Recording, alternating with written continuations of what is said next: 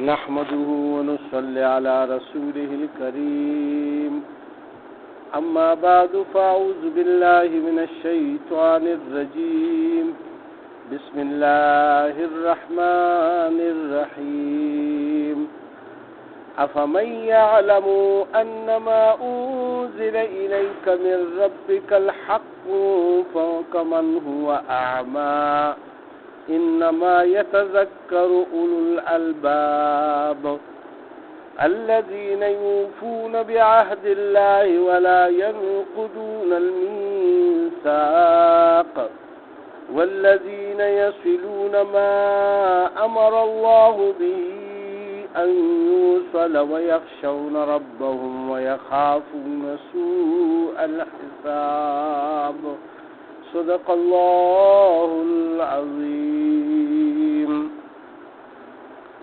دا سورہ رعد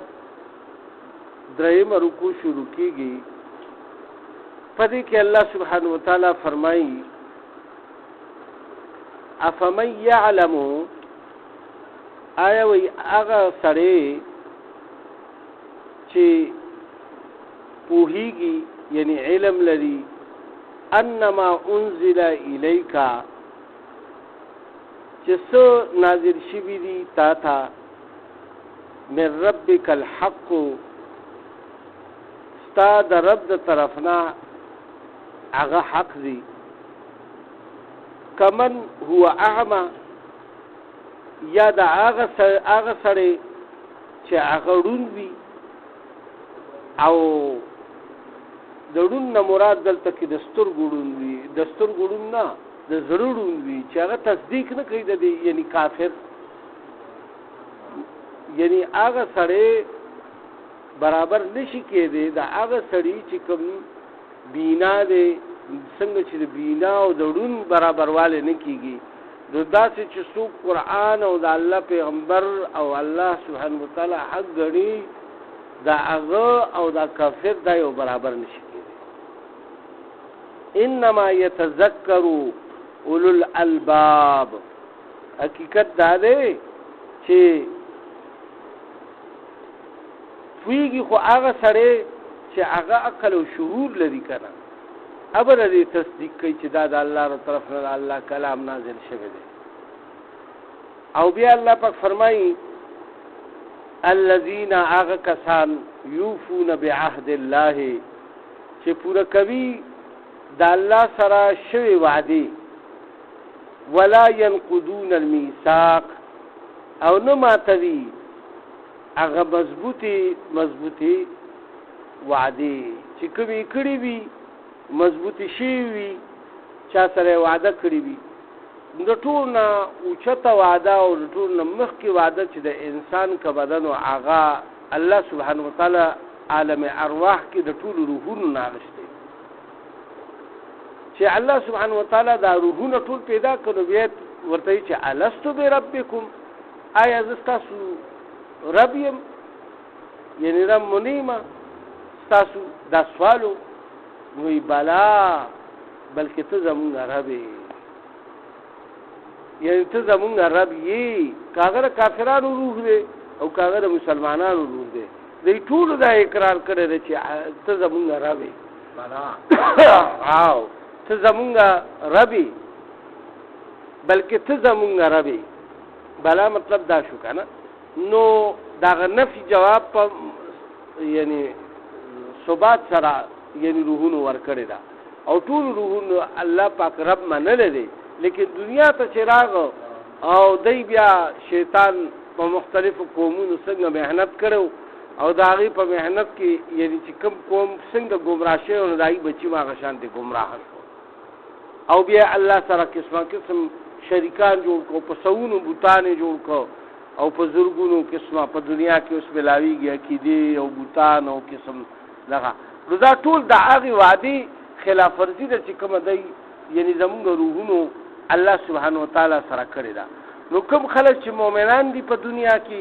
او هغه ایمان وروړو نو خدای خپل وعده باندې قائم پاتې شو او چې چا خپل وعده ماته کړ دا هغه پاخه وعده دی ماته کړ چې الله سره وعده کړی و چې ته زمونږ رب یو دلته چراغ ورو سره شریک جوړي بل د دینه مراد مفسرین حضرات داری کی چې د وعدې پابندي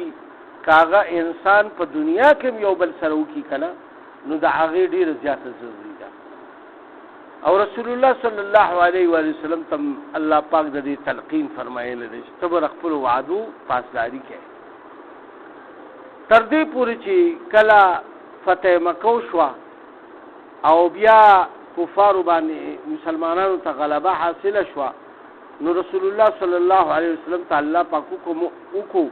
چې کوم خلکو سره تا د کوم وخت پورې معاهده د امن کړی دا یا معاهده دي ورسره کومې کړي دي هغه ورسره تر هغه سره پورې ورسو بیا د هغې نه پس دای خوښه چې هغې بیا واده تا سره کوي او که نه کوي یا مسلمانېږي که نه مسلمانېږي هغه بیا له خبره ده خو لیکن چې کومه واده تاسو سره شوې او هغې هغه واده ماته کړې نه ده خپله خلاف ورزي د وعدې نه ده کړې نو ته به هم د هغې خلاف ورزي نه کوې ای پیغمبر علیه الصلاة والسلام چې الله په خپل پیغمبر ته دا فرمایي اوس په دنیا کې یو سړی یو چا سره وعده وکړي چې وایي دا کار به زه داسې کوم او بالکل به کوم او په ښه وعده تاله یقین درکړي او بیا هغه ماته کړي نو دا ډېر سخت جرم دی نو یو خدا هسې هلکه زه به درځم او بیا ورسره وخت مقرر کړي چې زه په پلانکي وخت درځم او هغه ته په انتظار کې تا کینولي او ته بس مړه وایې چې بس دا خو ما ورته بس هسې خبره کړې ده او بیا ته ګرځې خپل په بازار کې یا چېرته بل ځای کې ځان مصروف کړي دي وي او هغه لاړو خبر نه ورکړي او هغه ستا په انتظار کور کې ناست دی هغه د کار کس هم نه دی مبستې دی او هغه وایي چې اوس به زما هغه بلمه راشي هغه کس هغه نو داسې چاته انتظار نه دي ورکول په کار کې چېرې هغه وخت له ولتلی شي خو بیا خو ورته ټیک شوه بیا به ځان رسوي هر څنګه چې نو ځان به رسوي او کله چې ته دا وعده نشي پوره کولی نو بیا ورسره وعده مه کړې وروره زه به ګورم که چېرې سم شم نو در به شم او بیا به خیر زه تا ته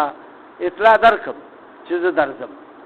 ولې چې एकदम ته په یو سړي باندې ورشې نو بیا خو هغه ستا مېلمستیا به څنګه کوي یا هغه به غریب یا کور کې تیار یا به نی تیار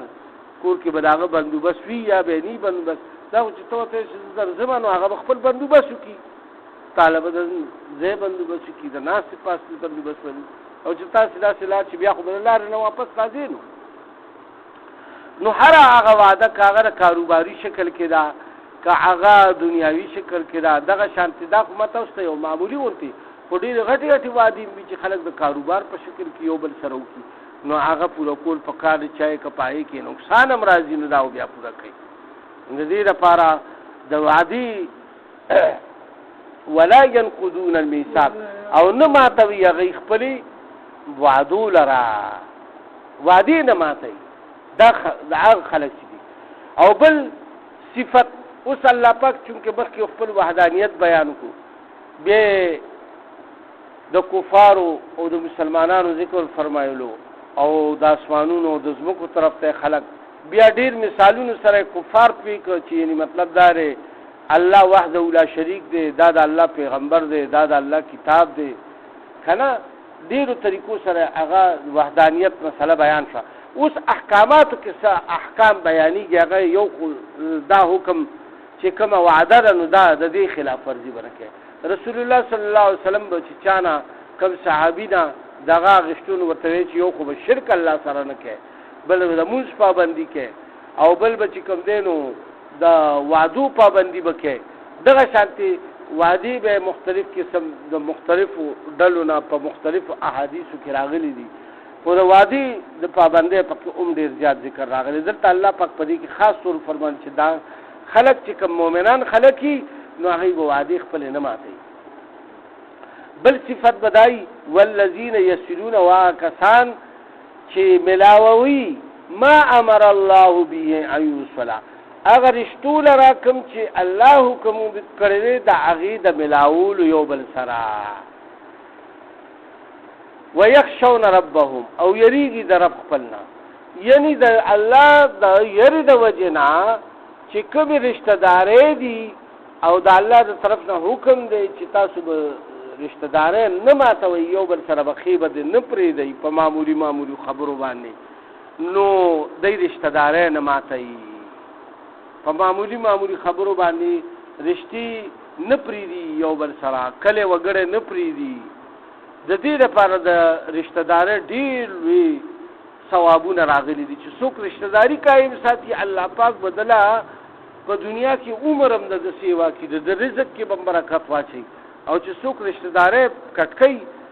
دا ډېر سخت نقصان والا کوي دغه انسان. نو د دې لپاره فرمایي چې والذین یصلون ما امر الله به ان یوصل او هغه کسان چې ملاوي هغه رشتو لرا چې کوم حکم کړی دی الله پاک داغه د ملاوولو ويخشون ربهم او یریږي د رب خپلنا یعنی د الله نه د یری د وجنه د الله د رضا د پاره یو بل سره رشتہ یو صحابي را رسول الله صلی الله علیه وسلم ته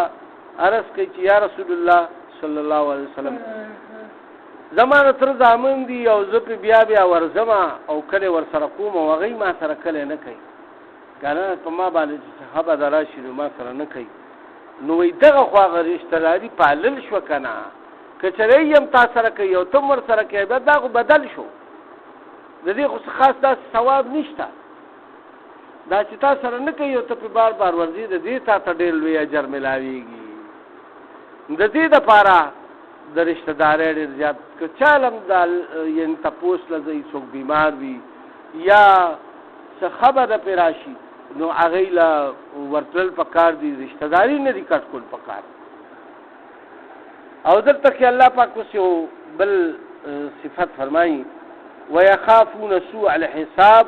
او دی دا کارونه دې لپاره کوي چې دی یریږي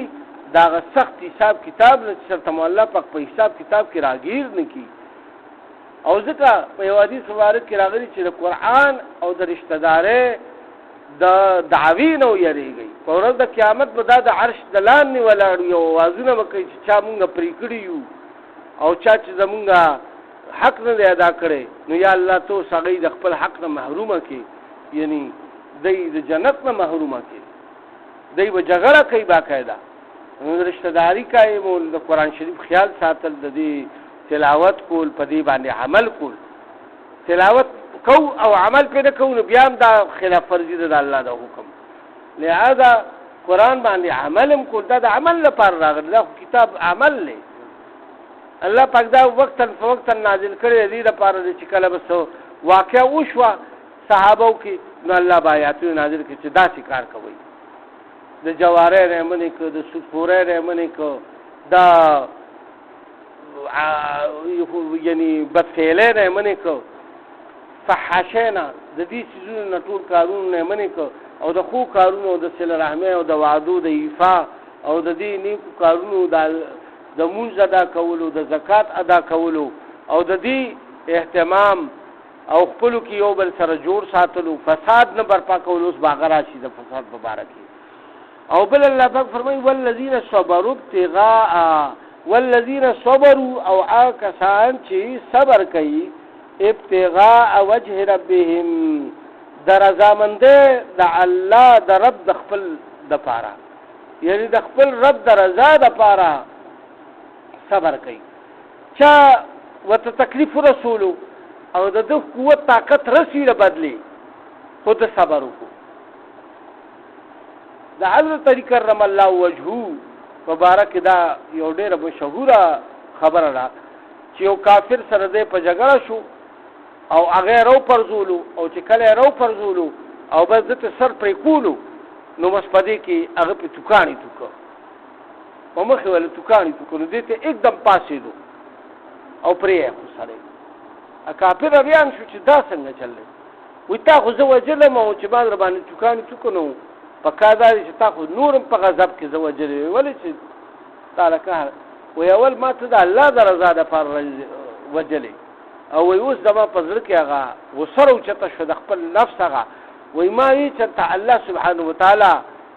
ما ته چېرته دا ونه وایي چې تا خو دې زما د رضا دپاره نه وجلی دا خو تا باندې هغه توکاني توکه نو دې وجلی یعنی په زړه کې دی هغه خپله غصه را برسېره شوه نو ما ته پرېښوې د دې دپاره ما ته اول صرف د الله د رضا دپاره بس وایي هغه مسلمان شو د ښو اخلاقو ډېر بعض اوقات ډېر ښه اثر وي نو دی د الله د رضا دپاره چې کوم دی نو صبر کوي بعضې صبر خو وي چې هغه خو انسان خپل کوشش وکړي خو چې څه ورته میلاو نه شي نو بیا وایي مړه بس صبر مې دی پې نو. لکه یو مثال مولانا صاحب ورکړی دی،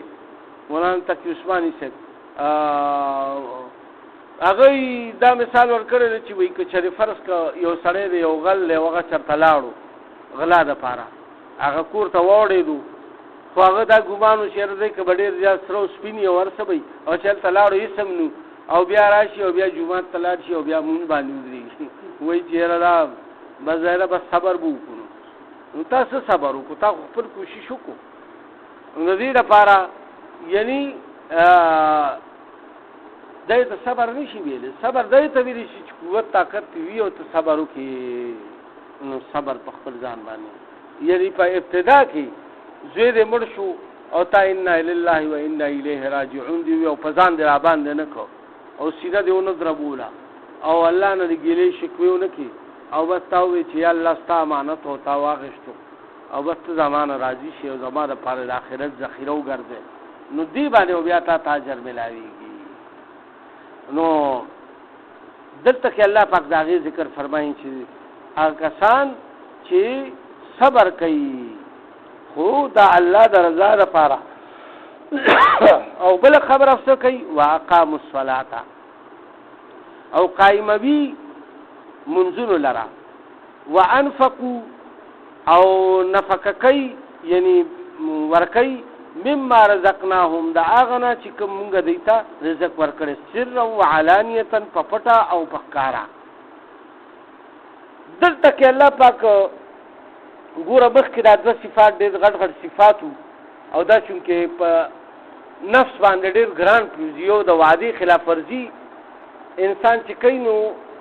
مطلب چې تاواني نو بس دی بیا ته زره خوا دې خوا شي د وعدې نه منکر شي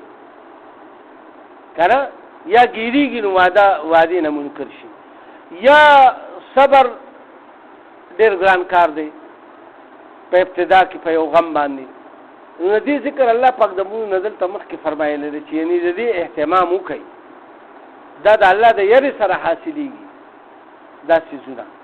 د دې اهتمام وکړئ. بیا ورپسې الله پاک د مونځ د قایمولو او د زکات ادا کولو حکم فرمایي چې تاسو مونځونه هم کوئ او زکات هم ادا کوئ. او بل الله پاک دا فرمایل چې تاسو له مونږ کوم رزق درکړی د هغې نه په پټه او په څرګنده ادا کوئ. نو په پټه فرمایي چې په هغه صورت کې ثواب دی چې ته کوم یعنی نفلي صدقه ورکې او فرضي صدقه یا واجبي صدقه چې کوم نه لکه زکات شو یا د په ځان باندې منښته وغیره باندې نو دا په ظاهر کې ورکوو چې مطلب خلک درنه عبرت واخلي. خو دا نه چې ته خلک غټ سړی ووایي یا مالدار سړی ووایي بلکې په دې نیت یې ورکوو چې مطلب دا دی مانه الله پاک رضا شي. دا په څرګنده ورکې او خلکو ته عبرت حاصل شي او هغه یم صدقې او زکاتونه ورکول. یو بخیل سړی به هغه به ته وویني چې یاره دا وګوره دی خپل مال نه زکات ورکوي نو هغه به ورکول شروع کړي. نو دلته کې الله پاک دا فرمایي چې په څرګنده هم ورکوي او په پټه هم ورکوي او کوم نفلي صدقه چې دا نو هغه په پټه باندې چاله ورسول هغه زیات ثواب لري. ويدرؤون بالحسنه السيئه او بیا وی لري کوي دا نیکه چې کوم دي برایانو لرا. رسول الله صلی الله علیه وسلم یو صحابي ته او فرمایل چې کلم تا نه صدا سي لغزش شو ګناه نه وشوا خطا ده نه وشوا نو एकदम ورپسې نه کار کوا ځکه چې دا نیکه چې کوم دي دا بدیانی وینځي د نیکو اهتمام شروع کړي. خو دې سره دا شرط دی چې دغه ګناه نه به توبه وباسي. که چېرې ته توبه نه وباسي او بار بار د هغې اراده هم لري او بیا نیک کارونه هم کوي او مکس کوي د داسې بنده په باره کې حدیث مبارک کې راغلي چې په ورځ د قیامت باندې به د بدن نیم د کاڼي وي او نیم به د غوښې وي نیم به د کاڼي وي دی چې نیم اعمال دی ښه کوي او نیم اعمال بد کوي. نو دې نه ځانو ساتئ، پوره په پوره اسلام کې داخل شئ، پوره په دین کې داخل شئ، د الله په حکمونو کې پوره راشئ. دا نه چې زمونږ نفس کوم شی غواړي بس په هغه خو مونږ منو، او چې کوم بس زمونږ نفس نه مني بیا د الله حکم اګنور کو، هغه په ځای پرېږدو. د رسول علیه الصلاۃ والسلام احادیث هم پرېږدو او خپله منماني مو بیا شروع کړي وي او خپلې خبرې کوو. نو دلته کې الله پاک دا وفرمایل چې یعنی مطلب دا اولئک لهم عقبى الدار، او دا خلک چې دي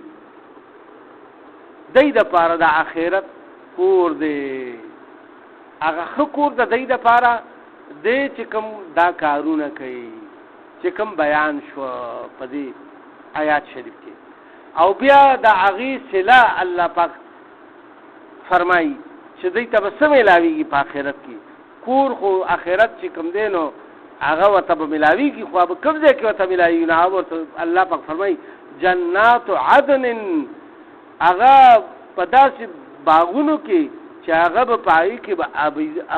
ابدي یعنی دی وي، اوسېږي به پکې، د قیام به په هغې کې ابدا وي. هغه جنت دی. او عدن دا د جنت مینس کې یو ځای دی چې دا اعلی مقام دی د جنت. او یو حدیث کې دا هم راغلی چې جنت عدن کې به د الله دیدار خلکو ته نصیب کېږي. په دې کې یو ډېر لوی میدان دی، هوار،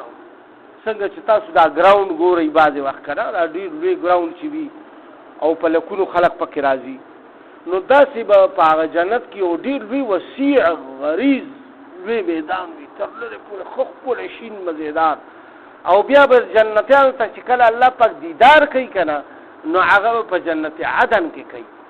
او بیا به دوی ته حکم وشي چې به جنت عدن ته راشئ، نو دوی به په خپل تختونو سواري وي او بیا به د هغه ځای نه بس وروره رالوځي. او بس څنګه چې اوس هلیکاپټر کې یو سړی والوځي د یو ځای نه بل ځای کې لاړ شي کېني، او دی به واوري د هلیکاپټر خو ډېر زیات شور هم کوي او ډېر غوږونه سړي لشلوي، هغې به بالکل خاموشۍ سره ډېر ښکلې سمود او ډېر مزو او خوشبویانو سره او ډېر دغه سره به دا رواني معطر او خپله درجه کې والته بیا کېني. او بیا به الله پاک دوی ته دیدار کوي. او فرمایي چې حدیث مبارک کې راځي چې صحابو تپوس کو چې یا رسول الله صلی الله علیه وسلم مونږ به د الله پاک دیدار څنګه کوو، مونږ ته به الله پاک ښکاري. وایي تاسو به داسې وینئ، وایي چې لکه د انور تاسو څنګه وینئ، او څنګه چې تاسو وایي که په دې یو لوی میدان کې وایي ډېر خلک ناست شي، نو وایي تاسو دا یو بل سرونه چې کوم دي نو د انور د یو بل نه نشي پناه کولی. ګوره دلته خو چې استاد جي بره په محراب ناست یو پکې دنګ سړی راغو د خپو په سر کېناستو نو رستو سړي ته بیا نه ښکاري، لیکن الله به د انور غوندې داسې بره وي چې هر سړي ته به ښکاري او پناه کېږي نه، د هر چا ته به یو شانتې ښکاري ماشاءالله. او الله چې وایي دغه دیدار جنتیانو ته وکړي، دوی به مدهوشه شي، او دوی به په بېهوشۍ کې لاړ شي او سرور او مزه کې به دومره لاړ شي چې بس په دې کې به زرګونه کاله تېر شي. چې زرګونه کاله تېر شي نو د دوی هغه بیبیانې او د دوی هغه هورې د جنت هغه چې کوم دي یې به پریشانه شي چې زمونږ خاوندان چېرته لاړه. نو دوی به الله ته او دوی به په دروازو کې ولاړي انتظار کوي. خو به ډېر زیات محبت کوونکي وي، د دنیا د ښځو غوندې خو به نه وي دغه. نو هغوی به وایي په انتظار کې ولاړي او بیا به عرض الله ته وکړي چې یا الله زمونږ خاوندان څه شو، خو ډېره موده تېره کړه چېرته تللي. بیا به الله پاک هغوی ته وفرمایي چې راپاسئ زما بندګانو ستاسو انتظار کېږي، لاړ شئ واپس. بیا به دی بس چې څنګه الله پې اواز وکړي دی به راپاسي او بس بیا به ورته چې ځئ خپل جنت ته. نو دی به بیا خپل ټول دا د جنت عدن متعلق یو حدیث مبارک ما تاسو ته بیان کو. نو الله پاک فرمایي چې یدخلونها، دی به داخليږي په دې کې، ومن صلح من آبائهم، او هر هغه چې نیکمل وي د دوی پلاران یعنی آبا و اجداد و ازواجهم، او د دوی بیبیانې و ذریاتهم، او د دوی اولاد، یعنی دوی سره چې کوم صالحان خلق وي نو د دوی اولاد چې کوم نیکمل وي او مؤمنان وي، مؤمنواله پکې شرط دی، گو که هغه دومره درجې ته نه رسېدلي چې د پلار عمره یعنی اعمال یې کړي وي، درجه کموي، خو لیکن مؤمنان دي، صالحان وي، نو وایي دوی به خپل پلار او مور سره یعنی او آبا او اجداد سره به ځای خدای پاک یو ځای کوي. خو کافران نو بس بیا خو هغوی بېل ځای ته ځي، دوزخ ته به ځي. نو دلته کې الله پاک د دریو من ومن صلح او چې چا کوم صالحان وي، ور صالح لفظ سره راغو کنه، نو او بیا من آبائهم که هغې پلاران وي او که ښځې وي او که بچي وي، او بیا والملائکتو او ملائکی به وي یدخلونا چې داخلیږي به یعنی راځي به دیتا علیهم دیتا من کل باب د هر دروازې د طرفنا، او څه وایي ورته سلام علیکم، سلام دی وی پتا سو باندې، سلامتیا دی وی پتا سو باندې، بما صبرتم په سبب د دې چې کوم تاسو صبر کړو، فنعم عقب الدار، نو څومره خو د آخرت کور تاسو ته ملاو شو په هغه صبر سره، څومره نعمتونو والا دی هغه کور د آخرت چې تاسو ته اوس ملاو شو په هغه صبر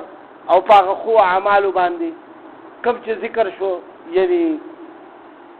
وعده نه ماتول، صبر کول په تکلیف باندې، او منځونه قایمول، او زکات ورکول، او رشتہ داري قائم ساتل، د دې ټول الله پاک ذکر کوي. بھئی دا د دې شیزونو خاص اهتمام وکړو. اوس دا هغه خلکو ذکر فرمایي الله پاک کوم چې وعده ماتي، والذین ينقضون عهد الله، او کسان چې ماتوي وعده د الله پاک من بعد میثاقه، پس دا پخولو د اغینا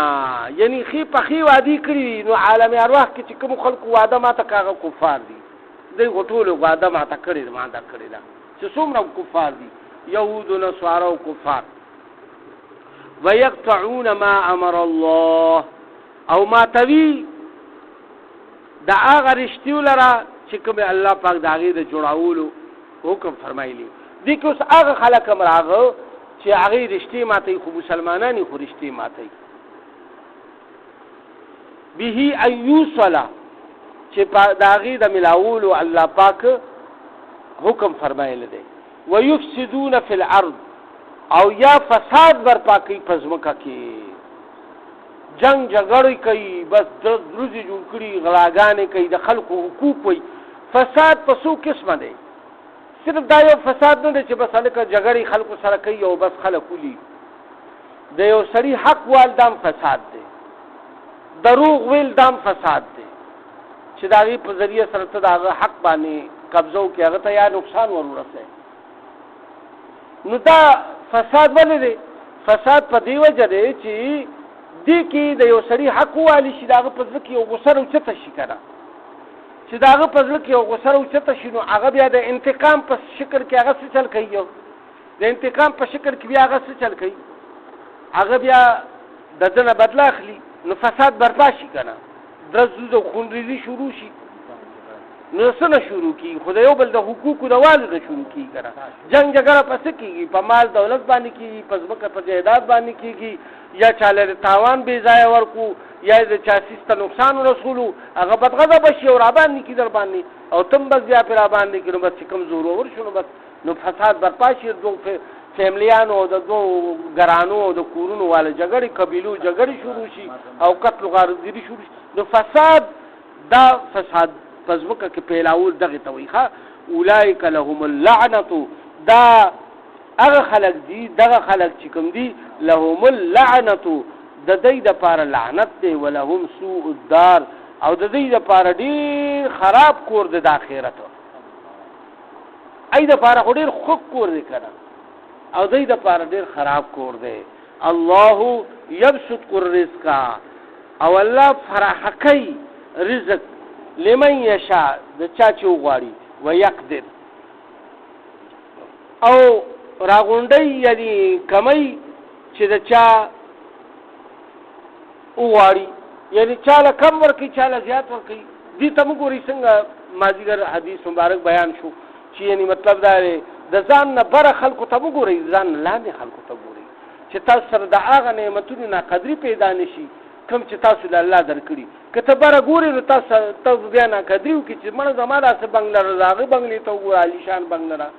زما داسې موټر دی، زه هغه موټر ته وګوره ډېر زبردست دی، نو تا د دې نعمت ناشکري وکړه. او که نه ته یو موټر سایکل والا ته وګورې نو ستا موټر د هغه موټر سایکل نه بیا ښه دی، نو ته به یا الله شکر دی چې ما له خو موټر را کړی دی، وګوره دا غریب په موټر سایکل ګرځي، موټر سایکل والا دی سایکل والا ته وګوري،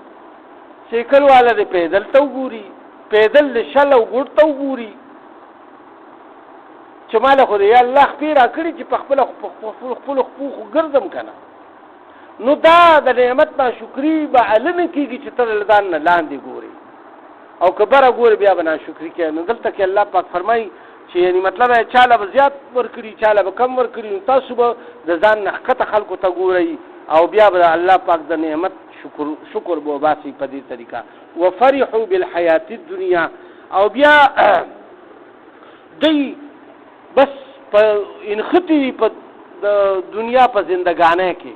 بس په دولت پر هغو ډولو باندې انخطي وي، الله مئیر مونځ او دس مئیر نیک عمل مئیر او خلکو سره نیکی مئیره هر څیز رشته داري مئیر هر څه ایر، او بس په دنیا کې دومره غرق شوي وي چې بس خپل کاروبار پیژني او دغه پیژني او بس هغې ته یې بس هر څه ویلي، ټوله زندګي هغې ته وقف کړي وي. نو دا ډېره بده خبره ده. نو بیا الله پاک وفرمایل چې وما الحیات الدنیا، او نه ده دا زندگی د دې دنیا فی الاخرت د آخرت په مقابله کې الا متاع مگر ډیره حقیره ډیره کمه. یو بزرگ د دې حساب نستری چې صرف د قیامت د ورځې مطابق چې 50,000 کاله یو ورځ ده، زمون که چې دلته 100 کاله عمر شي که نه 100 کاله د یو انسان، نو د صرف د یوې ورځې مطابق 2 منټه زندگی ومونته. څو منټه؟ 2 منټه. 2 منټه څه شی دی؟ خبرې ته غوږ کېږده که نه. هغه هم چې 100 کالو ته ورسي او چې 50 کاله عمر نه پس مړ شو، نو د 1 منټ تېر کړو په دنیا کې. اوس د دې مطابق خپل حساب لګوئ چې تاسو منټه تېر کړو په دنیا کې، نو دا ډېره حقیره ده. او بل دویم نمبر خبره دا ده چې په دې کې الله سبحانه وتعالی دا فرمایل چې یعنی یو حدیث مبارک کې راځي چې وایي د دې دنیا حیثیت د آخرت مطابق د ماشي د وزر برابر هم د الله په نسبت باندې نه دی. نو د ماشي څه حیثیت دی؟ څوک په ټکا لي، په روپۍ لي، په یو پیسې لي، ماشي خو څوک قسم نه لي، نو د هغه وزر به څه والي؟ دا دومره حقیر دغه ولولې الله پاک او دغه رسول ورکړی دی چې یعنی د دې نه کم حیثیت والا بل څه نشته. وی کدی ما به الله پاک فرمایي حدیث قدسی دی چې ما به کافرانو باندې ګوټو بم نه وسکولې د دې دنیا، که د ماشي د وزر برابر هم د الله سره دی وقت او عزت وي. وی ما خو به دی له اوس دا پوړې او دا کورونه او دا چتونه او دا دیوالونه هم د سرو او د سپینو کړي، خو لیکن بیا به خلکو ایمان پرېښی. د دې دپاره هغې کې غریبانان او مالدار شته او په دې کې دلته کې الله پاک یو موقع ټولو انسانانو له ورکړي دي چې هغې خپله زندګي ګذر بسر کوي په هغې مطابق چې چېرته یو بل پسې ایمان پرې نه دي.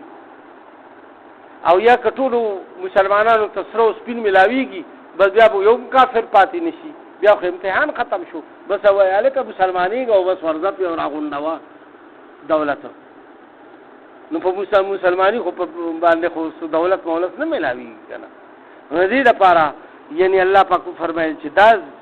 زندگی چې کوم ده دا د آخرت په مقابله کې ډېره معمولي ده.